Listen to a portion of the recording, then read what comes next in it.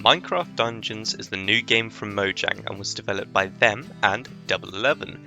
Dungeons is a dungeon crawler, as you would expect, similar to the Diablo franchise. It is clearly based on Mojang's most popular game, Minecraft, and they do this extremely well, as it basically includes all of the creatures and villagers from Minecraft, with a few new fresh faces. However, you should not expect much from the classic Minecraft style, as it is a completely different genre and has a slightly different art style, as it is much more cartoony, but I think this only enhances its uniqueness. The game was clearly made for a younger audience, so, as you would expect, the story isn't amazing. However, it is serviceable, and the same can be said for the difficulty because it's very easy.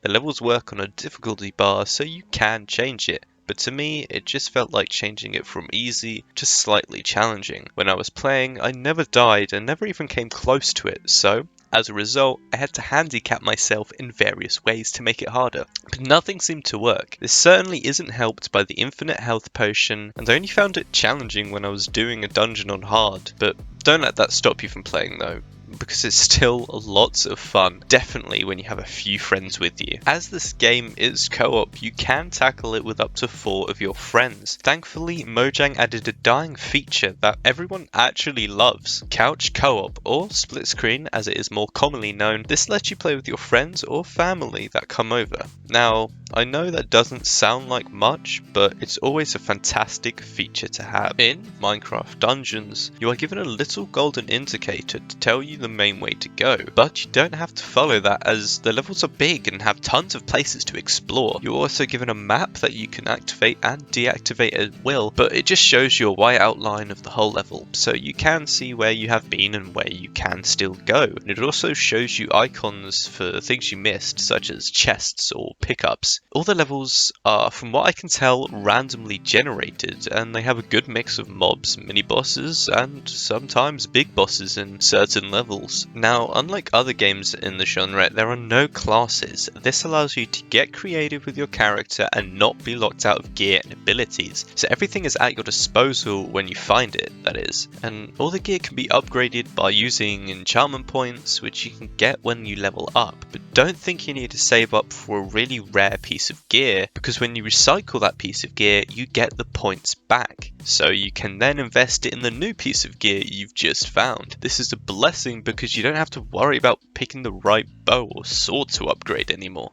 To enhance the main weapon, armor, and bow slots, there are also 3 artifact slots that give you abilities, for example, shooting a firework, giving you increased attack speed and movement speed, or pulling a closest enemy towards you. Now, these are not all 3 of the abilities, but there are tons of them, so try and find them all and try them all out to see what works best for you. Now for some things I think need to be changed. Bows are too overpowered and they can be abused as they have too much range and can hit people off screen, and also the auto lock for the bows can be a bit annoying at times as they lock onto people that you don't want to. However, this can be changed by manually aiming, but you're almost guaranteed to miss a few shots, and they also tend to lock onto people that you can't even hit, and that can really lead to some infuriating moments. For a dungeon crawler where loot is key, this dungeon crawler has a very poor loot comparing system, as it only shows you the general power level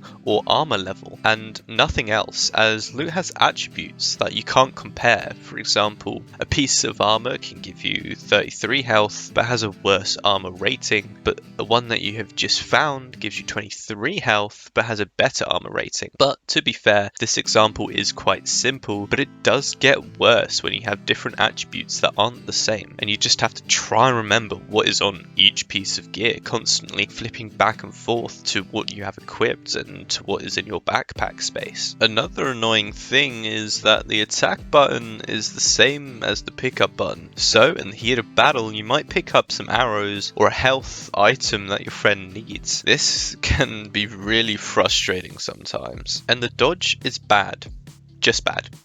There is almost no control. You can just press the dodge button and this makes you dodge in the direction your character is facing, or if you want a more precise, in quotation marks, dodge, you can use the right stick, but Either way, most of the time you either dodge into enemies or off the map. And if you do manage to get a successful dodge, there is a short moment where you are slowed down and it makes fights really unnecessarily difficult. Now, my last gripe with this game is that the emeralds, which are the main currency in this game, don't have much use other than buying random loot from the different villages in the hub. I'm not quite sure how this can be improved or changed, but there is definitely someone smarter than me out there that can definitely figure it out. Now for something that I think is pretty cool, and I only recently figured it out whilst I was putting this video together. If you are careful enough, you can trick a creeper into blowing up, and this damages and can sometimes kill other mobs that are close to it. And if you can pull this off successfully, this can really help you out in a fight. And another good thing, well, I think it's a thing, I'm pretty sure that there is possible player scaling, which means the more people there is in a party playing with you, the harder the game gets, but take that with a big grain of salt, as I'm not 100% sure on that one. So, I really enjoyed playing this game, and I think you will too, so definitely pick it up for, I think it's about £15, 15 to 20, maybe £25. But if you have the Xbox Game Pass, you can already download it and start playing. It's quite a small game, so it will not take you long to download. So as for a rating, I think I'm going to give this about maybe 6 Ratatouilles out of 10.